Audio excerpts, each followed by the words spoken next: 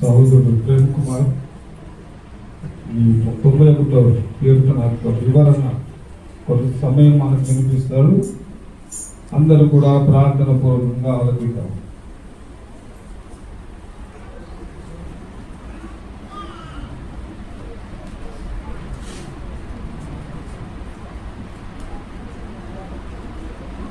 దేవుని నామానికి మహిమ కలుగును గాక. విధానంలో దేవుడు ఇచ్చిన మంచి అవకాశాన్ని బట్టి తరుణాన్ని బట్టి ముందుగా దేవుని నామానికి ఘనత మహిమ ప్రభావం ఆరోపిస్తున్నాను. అలాగే సంఘానికి దేవుని దాస్ కోసం అటువంటి తెలియజేస్తున్నాను. ఈ యొక్క 91వ కీర్తన ఒక అద్భుతమైన కీర్తనగా నేను దీన్ని ధ్యానిస్తూ వస్తున్నాను. ఈ యొక్క 91వ కీర్తన మనం 16 వచనాలు చదివినప్పుడు నా ప్రశ్న ఏంటంటే, ఎంతమందికి మీకు ఎన్ని పాటలు గుర్తొచ్చాయి దీంట్లో నుండి? ఇప్పుడే పాడబడే లాస్ట్లో ఇంకా చాలా పాటలు ఉన్నాయి. 91వ కీర్తన మొదటి వచనం నుండి మీరు తీసుకోండి, 16 వచనాల వరకు అనేకమైన పాటలు రాయబడ్డాయి. ఈ యొక్క కీర్తన ఎవరు రాశారో పైన లేదు. అక్కడ కీర్తన ఎవరు రాశారో మనకు తెలియదు. చాలామంది దావీదు అంటారు, మోషే అంటారు. భాషా శైలిని బట్టి, వ్రాసిన విధానాన్ని బట్టి, అందులో ఉన్న అంశాలను బట్టి, నెంబర్లను బట్టి ఇది మోషే అంటారు, దావీదు అంటారు, హిజ్కియా అంటారు, యెషయా అంటారు. చాలా విధాలైన ప్రశ్నలు మనకు ఉన్నాయి. ఇది ఎవరు రాశారో తెలియదు. కానీ ఈ కీర్తన మనందరికంటే బాగా తెలిసిన వ్యక్తి ఒకరు ఉన్నారు. వ్యక్తి కాదు తను, మనందరికంటే బాగా తెలిసిన ఒకడు ఉన్నాడు. ఈ కీర్తన మనందరికంటే బాగా తెలుసు.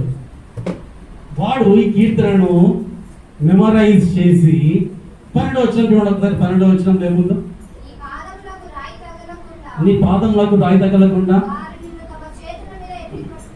ఇప్పుడు ఈ మాటను మీరు జ్ఞాపకం చేసుకొని చెప్పండి. ఈ వాక్యం ఎవరికి బాగా తెలుసు? ఈ వాక్యము ఎవరు రాశారో మనకు తెలియదు, కానీ ఈ వాక్యం ఎవరికి బాగా తెలుసో మనకు తెలుసు. ఎవరది? అపవాది. అపవాదికి ఈ వాక్యం బాగా తెలుసు. మనం వాక్యం ధ్యానిస్తామో లేదో తెలియదు, కానీ మన వాక్యాన్ని గుర్తుపెట్టుకుంటామో లేదో తెలియదు, కానీ మన వాక్యాన్ని మెమరైజ్ చేస్తామో లేదో తెలియదు, కానీ మన వాక్యాన్ని హృదయంలో ఉంచుకుంటామో లేదో తెలియదు, కానీ వాక్యాన్ని గుర్తుపెట్టుకొని నేర్చుకొని దాన్ని వాడిన వాడేవాడు అపవాది అయిన సాతాను. సో కీర్తన ఎవరు రాస్తారో మనకు తెలియదు, కానీ కీర్తన ఎవరికి తెలుసో మనకు తెలుసు కదా. ఈ హృదయకాలంలో మనం చేసుకోవాల్సిన విషయం ఏంటంటే, మనం అపవాది వలె దేవుని వాక్యాన్ని హృదయంలో ఉంచుకునే వారిని కాకుందుము గాక. మన హృదయాలలో దేవుని వాక్యము దేవా నీ ఎదురు నేను పాపం చేయకున్నట్లు నా హృదయంలో నీ వాక్యము ఉంచుకొని ఉన్నాను. దేవుని వాక్యం మన హృదయాల్లో ఎందుకు ఉండాలి అంటే, మన జీవితంలో పాపము చేయకుండా ఉంటున్నట్లు మన హృదయాల్లో దేవుని వాక్యాన్ని మనం ఉంచుకోవాలి. అపవాదిలాగా దేవుని బిడ్డలను శోధించే వారిని కాకుండా, అపవాదిలాగా దేవుడిని శోధించే వారిని కాకుండా, మన వ్యక్తిగత జీవితాలలో పాపము జోలికి మనం పోకుండా ఉండాలి అంటే దేవుని వాక్యం మన హృదయంలో ఉండాలి. కీర్తనాకారుని అనుభవము చాలా అద్భుతమైన అనుభవము. దేవా నేను పాపం చేయకున్నట్టు నా హృదయంలో నీ వాక్యం ఉంచుకొని ఉన్నానని కీర్తనకారుడు మాట్లాడుతున్నాడు. మనం కూడా మన దేవుని వాక్యాన్ని మనము అపవాది కూడా మెమరైజ్ చేస్తూ ఉంటే, వారిని ఎదుర్కోవాలంటే మనం కూడా దేవుని వాక్యాన్ని ఏమి చేయాలి? వాక్యాన్ని నేర్చుకోవాలి, వాక్యాన్ని ఉచ్చరించాలి, వాక్యాన్ని చదవాలి, వాక్యంలో హృదయం అనే పలక మీద రాసుకోవాలి. అప్పుడు మనం అపవాదిని ఎదిరించే వారిగా ఉంటాం. యేసుక్రీస్తు వారు అపవాదిని చాలా సునాయాసంగా ఆయన ఎదుర్కొన్నారు. కాబట్టి అటువంటి అనుభవం మనకు రావాలి అంటే మన హృదయంలో ఏముండాలి? దేవుని వాక్యం మన హృదయంలో ఉండాలి. అపవాది దేవుని వాక్యాన్ని ట్విస్ట్ చేసి వాడుకుంటాడు, తనకు అనుకూలంగా వాడుకుంటాడు, నిన్ను కన్ఫ్యూజ్ చేయడానికి వాడుకుంటాడు, నిన్ను మార్గం తప్పించడానికి వాడుకుంటాడు, నిన్ను పాపంలోకి లాగడానికి వాడుకుంటాడు. అదే దేవుని వాక్యము నీవు పాపంలో నుండి దూరంగా పోవడానికి, పాపాల నుండి పారిపోవడానికి, శోధన నుండి పారిపోవడానికి దేవుని వాక్యం మన హృదయంలో ఉండాలని దేవుడు మనతో మాట్లాడుతున్నాడు. ఈ యొక్క కీర్తనను మనము ఈ విధంగా మనం డివైడ్ చేసుకోవచ్చు. మొదటి 4 వచనాల్లో in times of trial God's protection, in times of trial, దుఃఖంలో ఉన్నప్పుడు, విచారణలో ఉన్నప్పుడు, బాధలో ఉన్నప్పుడు, వేదనలో ఉన్నప్పుడు దేవుని భద్రత ఎలా ఉంటుందో మొదటి 4 వచనాలను మనం చూస్తాం. 5 నుండి 10వ వచనం వరకు మనం భయములో ఉన్నప్పుడు దేవుని భద్రత ఎలా ఉంటుందో అక్కడ మనం చూస్తాము. 11 నుండి 16 వచనాల్లో శోధనలో ఉన్నప్పుడు దేవుని భద్రత. ఈ యొక్క కీర్తన మొత్తం కూడా నమ్మకము, భద్రత, ఫెయిత్ అండ్ ప్రొటెక్షన్. నమ్మకము, భద్రత. మనం యెహోవా యందు నమ్మకం ఉంచితే ఆయన మనకు భద్రత ఇచ్చే దేవుడిగా ఉన్నాడు. మన విచారణలు, మన ఆవేదనలు, మన భయములు, మన దుఃఖములు ఆయన మనకి భద్రత ఇచ్చే దేవుడిగా మనకున్నాడు. మన భయములో దేవుడు మనకు భద్రతలు ఇస్తాడు. మన శోధనలో కూడా ఆయన మనకు భద్రతలు ఇస్తాడు. ఒకసారి జ్ఞాపకం చేసుకుందాం. మొదటి 4 వచనాల్లో దుఃఖములో దేవుని భద్రత, 5 నుండి 10 వచనాల్లో భయములో దేవుని భద్రత, 11 నుండి 16 వరకు శోధనలో దేవుని భద్రత. దుఃఖములో భద్రత ఎలా ఉంటుంది చూడండి. మొదటి వచనం చూస్తారా ఎవరన్నా? మొదటి వచనం, మహోన్నతుని చాటున. ఏముంది అక్కడ? మహోన్నతుని చాటున నివసించువాడు, సర్వశక్తి నీడను విశ్రమించువాడు. అక్కడ ఏముంది చెప్పండి? దేవుని భద్రత అక్కడ ఉందా మనకు? దేవుని భద్రత మనకుందా? దేవుని చాటుకు మనం ఎప్పుడు వస్తామంటే మనకు ఇరుకులు ఉన్నప్పుడు, మన ఇబ్బందుల్లో ఉన్నప్పుడు, విచారణలో ఉన్నప్పుడు, దుఃఖంలో ఉన్నప్పుడు, ఆవేదనలో ఉన్నప్పుడు మనము ఎవరి వద్దకు వస్తాం చెప్పండి? అప్పుడు మనకు పాస్టర్ గారు గుర్తొస్తాడు, అప్పుడు దేవుని మందిరం గుర్తొస్తుంది, అప్పుడు దేవుని ప్రార్థన గుర్తొస్తుంది, అప్పుడు దేవుని వాక్యం గుర్తొస్తుంది. అయితే ఆ సమయంలో దేవుడు మనల్ని ఎట్లా భద్రపడుతుందో చూడండి ఒకసారి. 27వ అధ్యాయం మొదటి 5వ వచనంలో, అదే కీర్తన 27:5లో, ఆయన పర్ణశాలలో మనల్ని దాచును అని దేవుడి వాక్యం తలవిస్తుంది. ఆపత్కాలమున నువ్వు ఆపత్కాలంలో ఉండగా, నువ్వు ఇరుకుల్లో ఉండగా, నువ్వు ఇబ్బందుల్లో ఉండగా, నువ్వు శ్రమంలో ఉండగా, నువ్వు బాధల్లో ఉండగా ఆయన ఎక్కడ దాస్తున్నాడు చెప్పండి? ఒకసారి జ్ఞాపకం చేసుకోండి. మన జీవితాల్లో మన పుట్టినది మొదలుకొని ఈ రోజు వరకు అనేక పర్యాయములు ఆయన నిన్ను తన పర్ణశాలలో దాచిన వాడుగా దేవుని వాక్యం మనతో మాట్లాడుతుంది. ఎన్నో ఎవరి వ్యక్తిగత జీవితం వారు నెమరు వేసుకుంటే, వారి చరిత్రను వారు వెనక్కి తిరిగి చూసుకుంటే, ఫలాని సమయంలో, ఫలాని రోజున, ఫలాని ఇరుకుల్లో, ఫలాని ఆపత్కాలంలో, ఫలాని ఇబ్బందుల్లో దేవుడు తన పర్ణశాలలో నన్ను దాచను అని దేవుని వాక్యం మనతో మాట్లాడుతుంది. ఇంకా అదే కీర్తన 31వ అధ్యాయం చూద్దాం 20వ వచనంలో. కీర్తన 31వ అధ్యాయం 20వ వచనం, దేవుడు తన గుడారములో మనల్ని దాస్తాడట. కీర్తన 31:20, మనుషుల కపటోపాయములు మనల్ని అంటకుండా ఎక్కడ దాచునమా? ఆయన సన్నిధి చాటున మనల్ని దాచేవాడు. మనుషుల ఆలోచన ఎలా ఉంటాయి? కపటంతో కూడా ఉంటాయి, అసూయతో ఉంటాయి. నిన్ను నాశనం చేయాలని, నిన్ను ఇబ్బంది పెట్టాలని, నీ మీద అసూయతోటి, కపటంతోటి నీ మీద ఆలోచన చేస్తూ ఉంటారు. కానీ దేవుడు మాత్రము తన సన్నిధిలో, తన పర్ణశాలలో, తన గుడారములలో ఆయనను దాచేవాడుగా ఉంటున్నాడు. అటువంటి గొప్ప దేవుణ్ణి మనం కలిగి ఉన్నాం. అవునా? అయితే ఆయన ఎవరి చాటున, ఎటువంటి చాటున దేవుడిని మనల్ని కాస్తాడో చూసినట్లయితే ఒకసారి చూద్దాం. యెషయా గ్రంథంలో 32వ అధ్యాయం 2వ వచనంలో, యెషయా 32:2లో ఇక్కడ మహోన్నతుని చాటున అన్నాడు కదా. మరికొన్ని చాటులు బైబిల్లో ఉన్నాయి, చూద్దాం. యెషయా 32:2, మనుషుడు గాలివానకు మరుగైన చోటు వలె ఉండును. అంటే గాలివానకు మరుగైన చోటు ఏది చెప్పండి? బండ మీద తన ఇల్లు కట్టుకున్న వాడికి బండ చాటున, the shadow of the rock, బండ చాటున దేవుడు నిన్ను దాచేవాడుగా ఉన్నాడు. ఎవరి చాటున? బండ యేసుక్రీస్తు వారై ఉండగా ఆ బండ చాటున, ఆ క్రీస్తు చాటున ఆయన నిన్ను దాచేవాడుగా ఉన్నాడు. పరమగీతంలో 2వ అధ్యాయం 3వ వచనం చూద్దామా? సాంగ్ ఆఫ్ సాలమోన్, పరమగీతంలో 2వ అధ్యాయం 3వ వచనంలో ఆయన అక్కడ చెట్టు చాటున మనం చూస్తాము. అక్కడ సంగం అనే ఆ స్త్రీ చెట్టు చాటున ఉన్నట్లుగా మనం చూస్తాము.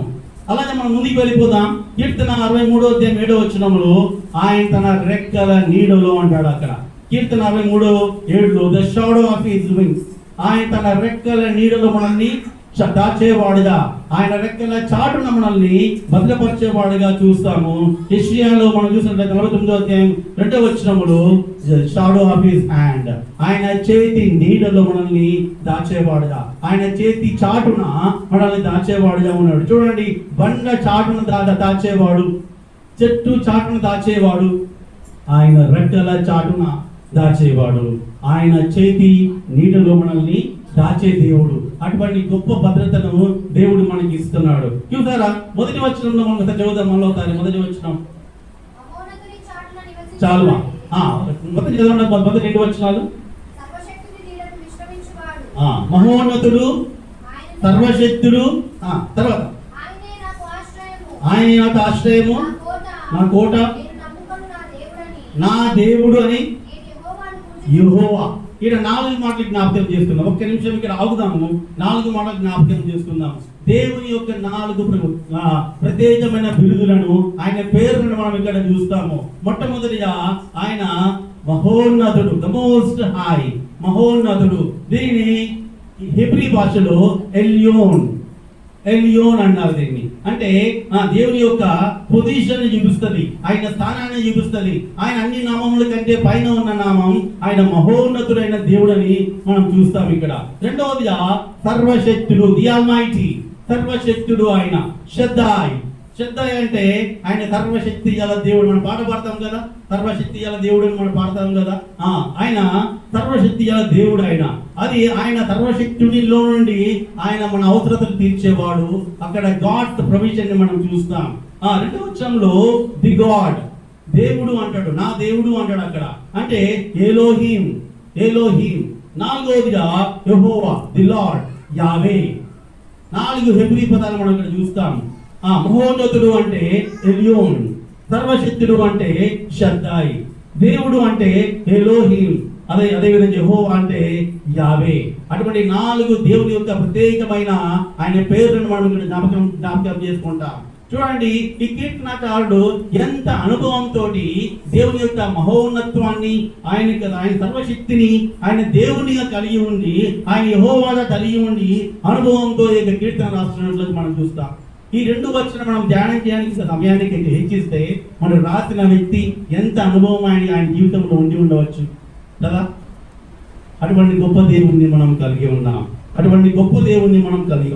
2వ వచనంలో అంటాడు ఆయన, నేను నమ్ముకొను నా దేవుడు, I trust in my lord. నేను నమ్ముకొను నా దేవుడు అంటాడు. ఋతు అంటుంది, ఋతు 1:16 వచనంలో నీ దేవుడే నా దేవుడు. ఎవరంటున్నారు? ఒక యవనస్తురాలు, యంగ్ ఉమెన్, ఒక యవనస్తురాలు ఏమంటుందంటే నీ దేవుడే నా దేవుడు, మై గాడ్ అంటుంది అక్కడ. అదే విధంగా తోమా కూడా ఏమన్నాడంటే యోహాను సువార్త 20:28 వచనంలో నా ప్రభువా, నా దేవా అని పాత నిబంధనలో మనం చూసినట్లయితే అక్కడ రూతు అంటుంది నా దేవుడు అని. ఇక్కడ తోమా అంటున్నాడు నా ప్రభువా, నా దేవా అని. సమయం లేదు, నేను అలా వెళ్ళిపోతాను, మీరు రాసుకోండి, అవసరం అనుకుంటే తర్వాత ధ్యానం చేయండి. మొదటి రాజుల్లో మికాయా అంటుంది. తర్వాత ఆదికాండంలో యాకోబు, నువ్వు ఇశ్రాయేలు కాదు, నువ్వు యాకోబు కాదు, నువ్వు ఇశ్రాయేలు అని. యాకోబు దేవుడుగా పిలువబడతాడు మన దేవుడు. అటువంటి గొప్ప దేవుణ్ణి మనం కలిగి ఉన్నాం. యేసుక్రీస్తు వారు తిరువలో ఉన్నప్పుడు ఏమంటారు చెప్పండి? నా దేవా కదా. సో నా దేవా అనే మాట ఎంతో శక్తివంతమైన మాట. ఇది చాలా పవర్ఫుల్ వర్డ్. కాబట్టి జ్ఞాపకం చేసుకుందాం, మన ఇరుకుల్లో, మన ఇబ్బందుల్లో, మన శ్రమల్లో, మన అవసరతల్లో, మన ప్రార్థనలో మనం ఉచ్చరించవలసిన పదం ఏంటి చెప్పండి? మై గాడ్, మై లార్డ్, నా ప్రభువా, నా దేవా అని ఈ యొక్క కీర్తనకారుడి వలె మనం కూడా ఉచ్చరించే వారిగా ఉండాలి. పాత నిబంధనలో అట్లాగే మిరియం కూడా తిరగమాకాండంలో అదే విధంగా ఉచ్చరించినట్టు చూస్తాము. యెహోవా వైపులలో నీ వంటి వాడెవడు, ఆయన పోలిన వాడెవడు అని ఆమె దానం చేసినట్లుగా మనం చూస్తాం. మనం కూడా మన దేవుడి గురించిన అనుభవం మనకు రావాలి. మనం పొందే మేళ్లను బట్టి, మనం పొందిన ఆశీర్వాదాలను బట్టి, మనం పొందిన దీవెనలను బట్టి, మనం పొందుతున్న అనుభవాలను బట్టి మనకి ఏమి రావాలి చెప్పండి? ఆయన మీద ఏం రావాలి? ఆరాధన రావాలి. అనుభూతిలో నుండి, అనుభవంలో నుండి దేవుణ్ణి ఆరాధించాలి. ప్రతిరోజు అదే ప్రార్థన, ప్రతిరోజు అదే ఆరాధన, ప్రతిరోజు అదే మాటలు కాకుండా మనం ఏం చేయాలి చెప్పండి? ప్రతిరోజు ఉప్మా పెట్టామనుకోండి, పొద్దున ఉప్మా, మధ్యాహ్నం ఉప్మా, సాయంత్రం ఉప్మా, రేపు పొద్దున ఉప్మా, రేపు మధ్యాహ్నం ఉప్మా, రేపు సాయంత్రం కూడా. అప్పుడు ఏమంటారు చెప్పండి? దాని మొహం కూర్చుంటానికి మనం ఇష్టపడం. మరి మనం అదే రక్షింపబడ్డాం. 20 ఏళ్ళు, 30 ఏళ్ళు, 15 సంవత్సరాలు, 10 సంవత్సరాలు, 9, 5, 7, 6, 7, 3. కానీ అదే ఆరాధన, అదే ప్రార్థన, ఆత్మలో అభివృద్ధి లేదు. ఆత్మలో బలము లేదు, ఆత్మలో ముందడుగు లేదు, ఆత్మలో అనుభూతి లేదు, హృదయంలో నుండి ఆరాధన రావడం లేదు. అనుభవించిన దాంట్లో నుండి మనం పొందిన వాటిని బట్టి దేవుణ్ణి మనము ఆరాధించే వారంగా ఉండాలి. కీర్తనకారుడు ఎవరు రాస్తారో తెలియదు, కానీ ఎవరికి తెలుసో మనకు తెలుసు. అటువంటి కీర్తన మనం ధ్యానం చేస్తున్నాం. మనం కూడా ఈ కీర్తన జ్ఞాపకం చేసుకొని దేవుణ్ణి మనము ఆరాధించే వారంగా ఉండాలి. ఇక్కడ అనేక మంది నా దేవుడు అంటే, ఈ రోజు నేను అడుగుతున్నాను, ఎవరు నీ దేవుడు? నీ దేవుడు ఎవరు? నీ దేవుడు ఎవరు? నువ్వు యేసుక్రీస్తుని నువ్వు దేవుడిగా కలిగి ఉంటే నువ్వు ధన్యుడవు. లేకపోతే ఈరోజు ఉదయకాలంలో దేవుడితో మాట్లాడుతున్నాడు. ఇకనైనా సమయం మించిపోయింది. ఇకనైనా ఆయన దేవుడిగా కలిగి ఉండాలి. ఆయన దేవుడిగా కలిగి ఉండాలి. ఆయన జీవితంలో కలిగి ఉంటే దేవుడిచ్చే ఆశీర్వాదము, దేవుడిచ్చే కాపుదల, దేవుడిచ్చే భద్రత, దేవుడిచ్చే ఆనందము, దేవుడిచ్చే సంతోషము, దేవుడిచ్చే ఆశీర్వాదము అది వర్ణింపలేనిది. కాబట్టి జ్ఞాపకం చేసుకుందాం, దేవుని వాక్యం మనం జ్ఞాపకం చేసుకుందాం. ఆయన భద్రత కావాలి అంటే, నువ్వు దుఃఖంలో ఉండగా ఆయన భద్రత కావాలంటే ఆయన దేవుడిగా కలిగి ఉండాలి. నీవు భయంలో ఉండగా ఆయన భద్రత కావాలంటే ఆయన దేవునిగా కలిగి ఉండాలి. నువ్వు శోధనలో ఉండగా దేవుని భద్రత కావాలంటే నీవు ఆయన్ను దేవునిగా కలిగి ఉండాలి. అప్పుడే దేవుడు మన యొక్క జీవితాల్లో భద్రతను అనుగ్రహించే దేవుడిగా మనం చూస్తాము. 3వ వచనం వెళ్ళిపోదాము ఒకసారి. 3వ వచనం, వేటగాని ఊరిలో నుండి ఆయన నిన్ను విడిపిస్తాడు. అవునా? ఈ లోకంలో నీ తరపున వారు ఎవరు చెప్పండి?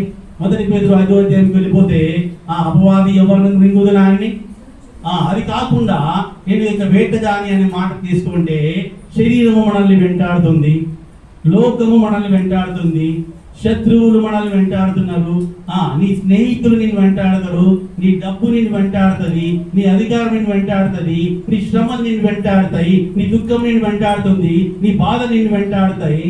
ఇప్పుడు చదవడమా? ఆయన నిన్ను విడిపించును. ఆయన నిన్ను వేటగాని ఊరిలో ఆయన నిన్ను విడిపించును. రైట్? ఒక్కసారి 119వ కీర్తన చూద్దామా? 110వ వచనం, కీర్తన 119వ అధ్యాయం 10వ వచనంలో 119:10, నన్ను పట్టుకొనుటకై భక్తిహీనులు ఉరియొడ్డిరి, అయినను ఉపదేశము నుండి. దేవుని వాక్యం మన హృదయంలో ఉంటే మనం ఎవరు మనల్ని తరిమినా, ఎవరు మనల్ని వెంటాడినా, ఏవి మనల్ని వెంటాడినా దేవుడు మనల్ని కాచే దేవుడిగా ఉన్నాడు. 2వ లైన్ 3వ వచనంలో, నాశనమైన తెగులు రాకుండా ఆయన మనల్ని రక్షించిన. 10వ వచనం చూస్తారా అక్కడే?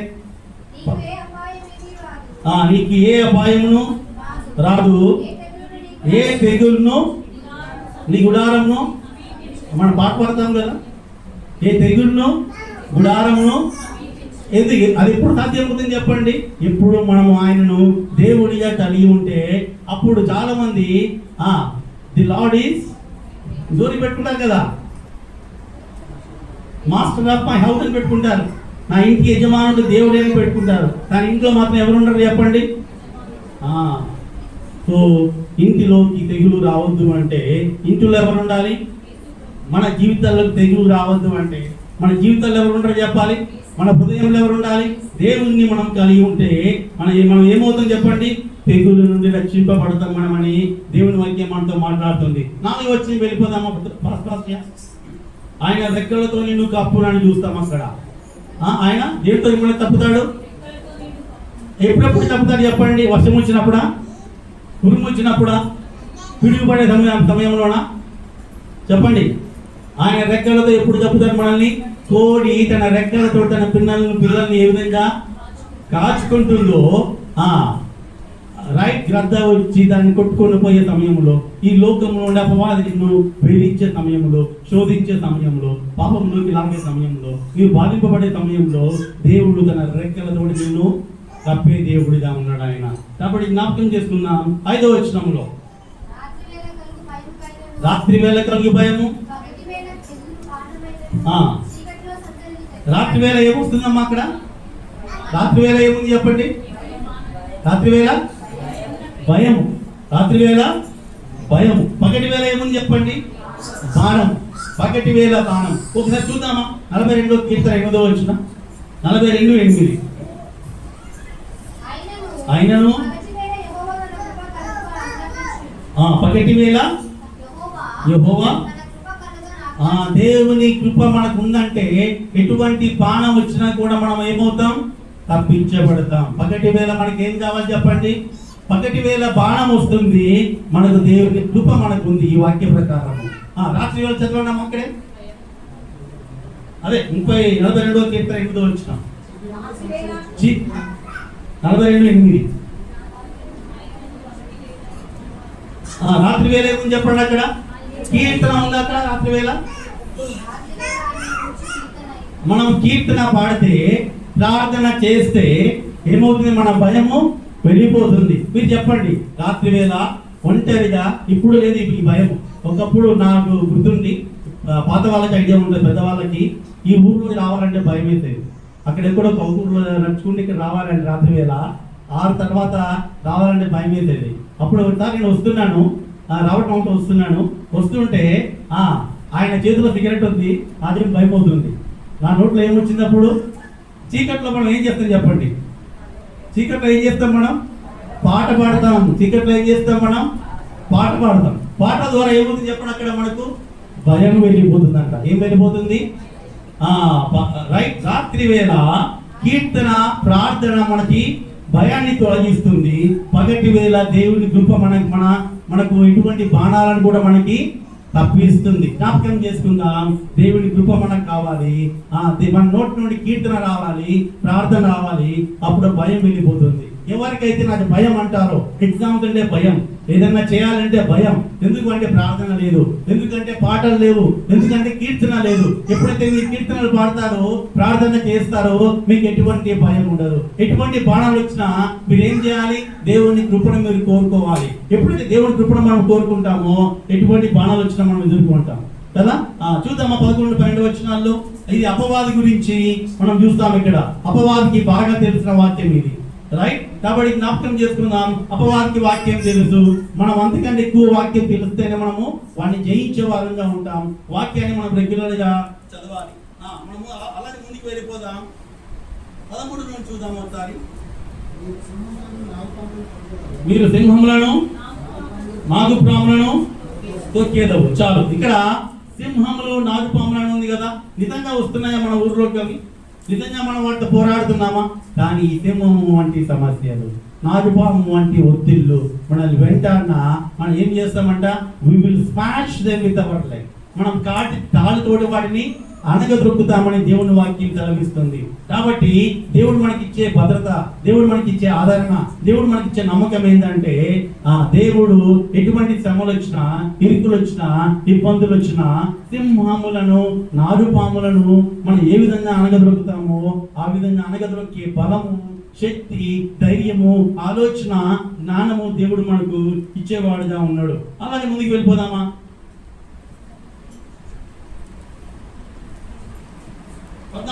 ప్లీజ్. అతడు నన్ను ప్రేమించుతున్నాడు కనుక, రైట్. ఇక్కడ ఆజ్ఞ, ఆశీర్వాదం. ఆజ్ఞ, ఆశీర్వాదం. ఆజ్ఞ ఏంటి చెప్పండి? అతడు నన్ను ప్రేమిస్తున్నాడు. You love, you will be safe. నువ్వు ప్రేమిస్తే తప్పించబడతావు. ఆజ్ఞ ఏంటి? ప్రేమించు, తప్పించబడతావు. రైట్. రెండో లైన్, నెక్స్ట్. అతడు నా నామము ఎరిగినవాడు. ఆజ్ఞ ఏంటి? దేవుని నామాన్ని ఎరగాలి. ఆశీర్వాదం ఏంటి చెప్పండి అక్కడ? I will exalt him. నేను అతన్ని ఘనపరచుదును. తన పనిలో నిపుణత గలవాడిని చూస్తున్న వారు రాజుల ఎదుట, అధికారుల ఎదుట నిలువబడతాడని దేవుని వాక్యం కలిగిస్తుంది. మన పనిలో నిపుణత ఉండాలి, నమ్మకత్వం ఉండాలి. అప్పుడు ఆయన నామాన్ని ఎరగాలి. అప్పుడు మనకి ఏమొస్తుంది? ఘనత వస్తుంది. ఈ లోకంలో అనేక మంది ఎవరి చాటున ఉంటారో తెలుసా? ఈ లోకంలో ఉండే అధికారుల చాటున, ఈ లోకంలో ఎమ్మెల్యే తెలుసు, ఎంపీ తెలుసు, మినిస్టర్ తెలుసు, ముఖ్యమంత్రి తెలుసు, ప్రధానమంత్రి తెలుసు, వారు తెలుసు. వారి చాటున, వారి ఘనత చాటున ఉంటారు వీరు. కానీ దేవుని నామం ఎరిగితే ఆయన మనల్ని గణపరిచే దేవుడిగా ఉంటాడని దేవుడు తన వాక్యం మనతో మాట్లాడుతున్నాడు. ఇంకా అతడు నాకు మొరపెట్టగా నేను అతనికి ఉత్తరం ఇచ్చేది. ఇక్కడ ఆజ్ఞ ఏంటి చెప్పండి? ఆజ్ఞ ఏంటి? మొర్ర పెట్టాలి. ఆశీర్వాదం ఏంటి? సరే, ఇప్పుడు మనము ఆజ్ఞ, ఆశీర్వాదం చూద్దాము. మొదటి ఆజ్ఞ చెప్పండి? దేవుణ్ణి ప్రేమించాలి. మొదటి ఆశీర్వాదం, తప్పింపబడతావు. రెండవ ఆజ్ఞ, దేవుని నామాన్ని ఎరగాలి. ఆశీర్వాదం, దేవుడు నిన్ను గణపరచును. మూడవ ఆజ్ఞ మొరపెట్టాలి. మూడవ ఆశీర్వాదం అప్పుడు ఏమవుతుందంటే శ్రమలో నేను అతనికి తోడై ఉండేదను, అతన్ని విడిపించి అతన్ని గొప్ప చేసేదను, దీర్ఘాయువు చేత అతన్ని తృప్తిపరచేదను, నా రక్షణ అతనికి చూపించేదను. దేవునిచ్చే ప్రేమించబడిన యోహాను 20 మనం చూసినట్లయితే దేవుని ఎక్కువగా ప్రేమించిన లేదా దేవునిచ్చే ప్రేమించబడిన యోహానుకు దీర్ఘాయువు దొరికింది. అక్కడ శ్రమల్లో తప్పించబడ్డాడు, గణపరచబడ్డాడు. కాబట్టి మనం కూడా దేవుని వాక్యం మనతో మాట్లాడుతుండగా జ్ఞాపకం చేసుకుందాం, ఆయన శ్రమల్లో, దుఃఖంలో, బాధలో ఆయన కాపాడే దేవుడిగా ఉన్నాడు. కాబట్టి మనం ఏం చేయాలి? ఆయన ఆజ్ఞలు జరుగుతుండాలి. ఏం చేయాలి? ఆయన ఆజ్ఞలు ఏంటి చెప్పండి? ఆయన్ని ప్రేమించాలి, ఆయన నామం ఎరగాలి, ఆయన మొరపెట్టాలి. అప్పుడు మనకు వచ్చే ఆశీర్వాదాలు ఏంటి? తప్పింపబడతాం, గణపరచబడతాం, దేవుని నుండి మన సమాధానము పొందుకోబడతాం. దేవుని నుండి సమాధానం ఎందుకు రావు అంటే మనం ఆయన నామాన్ని ఎరిగి ప్రార్థించట్లేదు. కాబట్టి జ్ఞాపకం చేసుకుందాం, దేవుడు మనతో మాట్లాడుతున్నాడు. శ్రమలో తోడుగా ఉండాలి అంటే, విడిపింపబడాలి అంటే, దీర్ఘాయువు రావాలి అంటే, రక్షణ నీవు చూడాలి అంటే మనకి ఏం కావాలి చెప్పండి? దేవుని నామాన్ని మనం ఎరగాలి, ఆయనకు మొరపెట్టాలి, ఆయనను ప్రేమించాలి. ఎప్పుడైతే ఇవి చేస్తామో అప్పుడు మన దేవుడు ఎలాంటి దేవుడు చెప్పండి? ఆయన మహోన్నతుడు, సర్వశక్తిమంతుడు, ఆయన దేవుడు, ఆయన యెహోవా. ఆయన దేవుడే కలిగి ఉంటే దేవుడు మనకి జీవితాల్లో అటువంటి అనుభవాన్ని మనకు ఇవ్వబోతున్నాడు. కాబట్టి జ్ఞాపకం చేసుకుందాం, ఈ కీర్తన ఎవరు రాస్తారో తెలియదు, కానీ ఈ కీర్తన ఎవరికి బాగా తెలుసో మనకు తెలుసు. వాణిని ఎదుర్కోవాలంటే ఈ కీర్తన మనకు హృదయాల్లో ఉండాలి. కాబట్టి ఆ విధంగా దేవుని వాక్యాన్ని మనకు హృదయంలో ఉంచుకుందాం. కీర్తనకారుని వలె మొరపెడదాం, ప్రేమిద్దాం, ఆయన నామాన్ని ఎదుగుదాం, తప్పింపబడదాం, దీవించబడదాం, కనపరచబడదాం. ఆ విధంగా చేయడానికి దేవుడు మనకు సహాయం చేయండి కాక.